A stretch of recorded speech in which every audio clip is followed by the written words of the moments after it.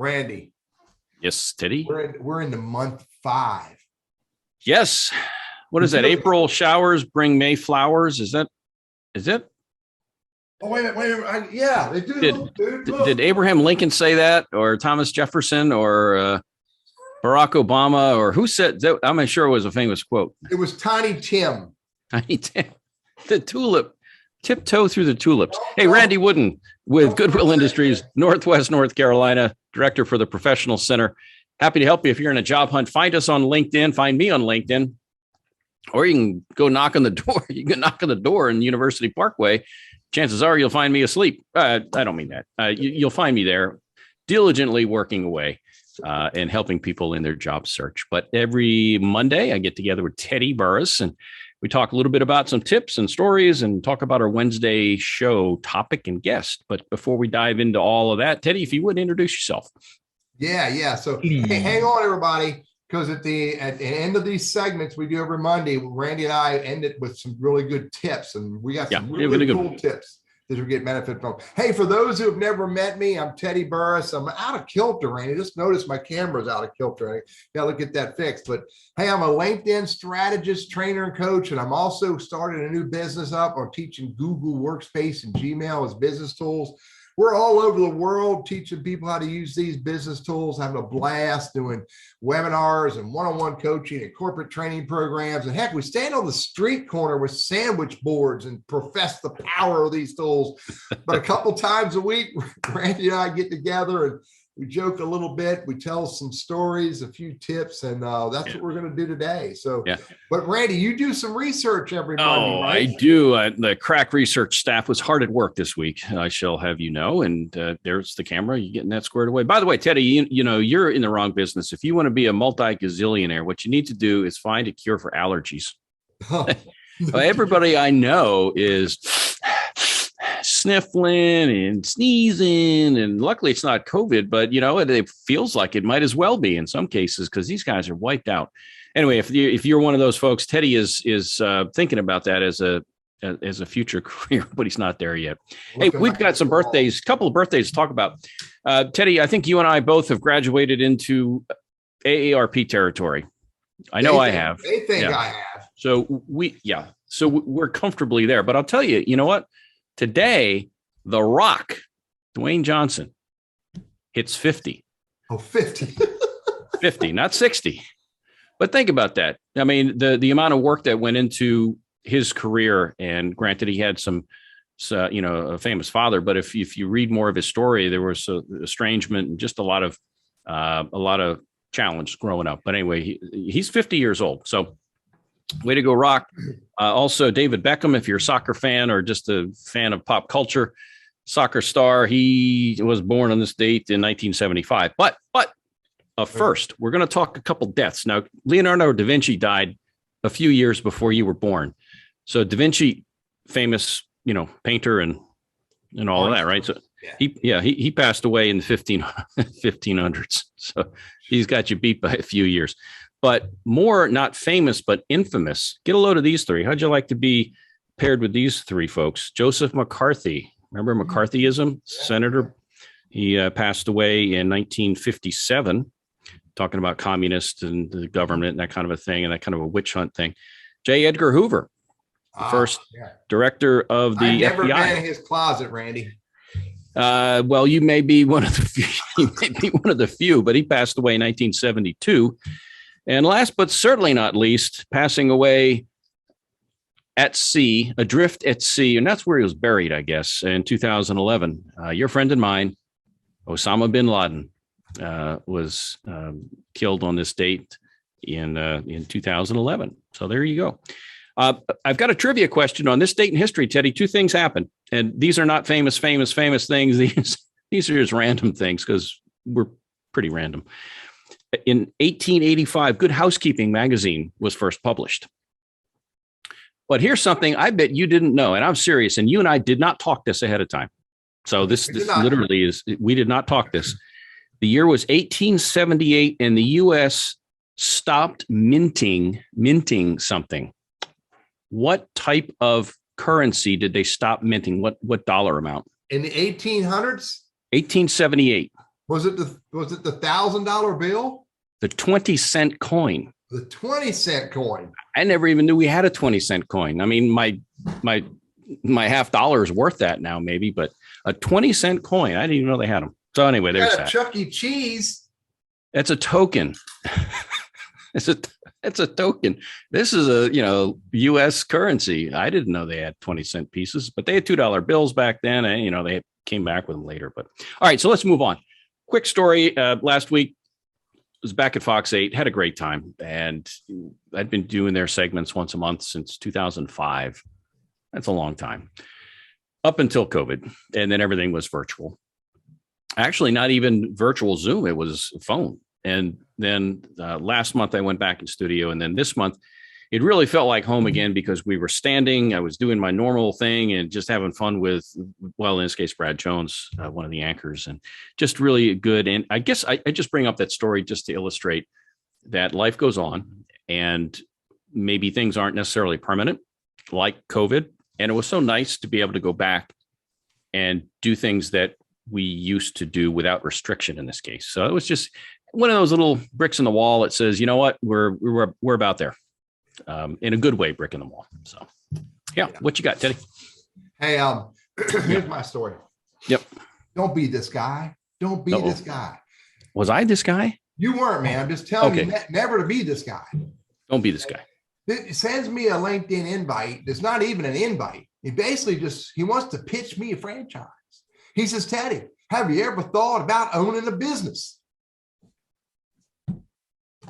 No. Why would I think about owning a business? I own 4 businesses. I don't want to own another business.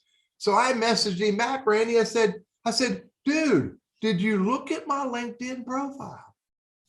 And I said, or are you using automation? He says, oh, I'm not using automation. I said, but did you look at my LinkedIn profile? And he said, he didn't respond. He said, would you be open to a discussion about buying a business? Ooh. Randy, I'm like, am I talking to a rock? And so I messaged him back. Not the rock, but a rock. I messaged him back and I rant and raved about his inability to use LinkedIn as a business tool. And here's what he's doing. He's pushing for a sale. He's not even trying to understand his potential client. And so that's horrible, man. It's really horrible. And so anyway, my story is, more of a tip, but I'd share with you the real story. I'd show you the guy's name. That would be rude. His first name is LED, and true story. And don't be so pushy when you're trying to get a sale. It's ugly. It's like dating a woman. You don't walk up to a woman on the street and go, hey, you want to go out with me? Oh, wait a minute, I'm not single. Randy, do you do that? You mean that's not what you're supposed to do? Now they tell me.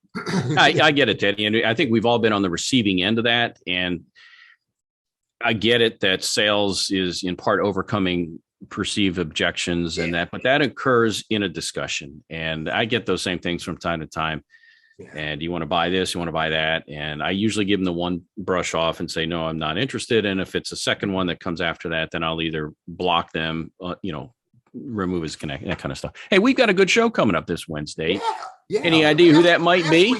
Last week was good too, man. Oh, yeah. Yep. So this week it is Jen. Oh, I didn't get my notes in front of me about Jen. Oh man, where is it? Social seeking. It's social seeking. And social, yeah, man. Social. Yeah. What does that mean? What does social seeking mean, Teddy? Well, it has something to do with looking for a girlfriend or date, but it's really about job search. It's really. Teddy, this is a professional show. This is a professional show where we are not trolling for dates here. We're not really. It's not in the job description that I have, but so it's combining what social media with the job hunt and realizing that. Yeah. It's about looking for a job and looking for a job differently than scouring the job boards and hoping and praying you find a job on a job board. But Jen Morris owns a business called Careers Pro. And I can't remember which city she's in. I think she's East Coast, but it's going to be a good conversation about the modern way to find not just a job, Randy, but an exciting opportunity, because that's what you're after. Otherwise, you just want to, go work for the man and collect a check. But really, do you want to go work for the man and really enjoy what you're doing and have fun doing it? So anyway, Wednesday, 11:55 a.m., Jen Morris will be joining us. The conversations about social job search. It'll be a lot of fun. It's going to be cool conversation. So. It will be. And I think back, I had this conversation last week with a client about how the job hunt has changed over time. He was asking me a little bit about how I got in the business, that kind of thing, and how I do what I do and all that. And you think back and we've been through it, and so have I, before there was the internet, before there was email, before there was social media, and how we networked with other people, how we chatted, how did all that take place, and how effective was it compared to the tools that we have now that allow us to reach. I mean, I can reach, and you have too, to people across country and other countries and so forth. So galaxies, a lot of change. Yeah. Different galaxies, dude. It is. Yeah. Yeah. I've got a quick tip for you based on Susan Rooks. Last week, we had her on as a guest, and we talked filler words and crutches and ways to improve our grammar and our speech as we communicate, either as a job hunter or maybe as an employee or in our personal lives. And one of the reminders that I always like to have, and do as I say, not as I do, let me just preface with that, is to have a discussion with someone, let's say you and me, and do that while recording on Zoom. And as we're doing it, we'll describe our day or talk about our favorite birthday party we attended or whatever it might be. And as we've recorded it, then we can look back and listen for those filler words and the crutches. That may help raise awareness of it. It's one thing to know not to do it. Yeah. And we're told, don't eat, whatever, but we do it anyway. In this case, we have to hear it. And now it's, wait a minute, I'm saying that a lot. Now I'm aware that I'm saying it. And then if you have somebody that can make a clicker sound or snap their fingers or go like that, it might help you to eliminate those. So, good tips. Again, the whole thing with speech, you're judged by the words you use. I think it's an old commercial. Is that the one also that Ben Franklin's, Abraham Lincoln's? But no, you are judged by some of that stuff, fair or not. Same way your appearance, all of those things. People form opinions. I learned it all from Attila the Hun. Or Leonardo da Vinci. Yeah. So I studied Toastmasters for 5 years, Randy, and that's where I discovered you can replace an and an with a pause. And it's way better, way more impactful. Hey, you got a few minutes left.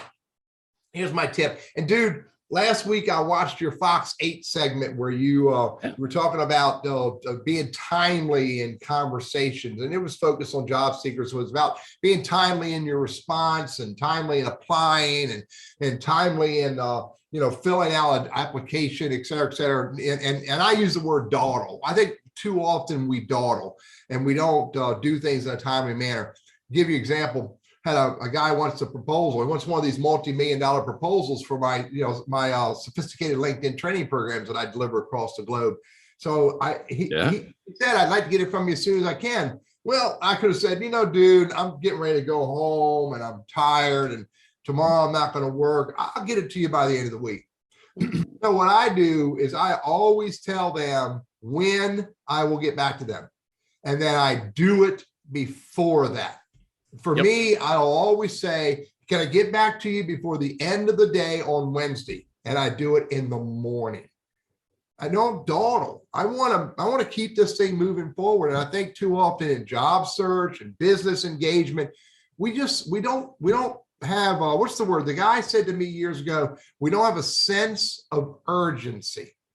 And you need to have a sense of urgency. So my tip is this: in life, in business, and in career and relationships, since we're talking about, threw the joke out about women as well, dating, have a sense of urgency. Don't ghost people and go, it's not important, I'll do it later. Do it now. So that's my tip. Advice. So good deal. All right. Well, Jen's coming up. Jen Morris on Wednesday the 4th, 11:55 Eastern time. Hopefully you'll be able to join us live. And if not, we'll post it the galaxy-wide social media platforms that we're on. So we'll do that. LinkedIn, Facebook, YouTube, 7 podcasts, and I think it goes in newspapers to Venus and Mars. Nice. We get any extra money for that? I don't know. We're not supposed to talk about that, Randy. So, all right, buddy. I'll see you later on, man. Take care. Have a good week. All right. Bye-bye.